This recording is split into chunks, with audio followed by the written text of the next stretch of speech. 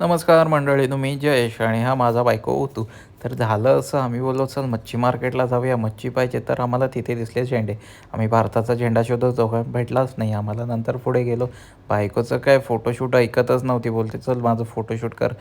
घेतलं ना व्हिडिओ, कशी वाटली मग. नंतर गेलो मार्केटमध्ये. मार्केटमध्ये खूप सारी गर्दी तर नव्हती, कारण रमजान असल्यामुळे कोणी जात नाही आणि वादळसुद्धा होता. सो मार्केटमध्ये मच्छी कमी आली होती आणि तिथे होत्या कांबोरल्या. कांबोरल्या घ्यायच्या तर काय आपण कधी कांबोरल्या खात नाही.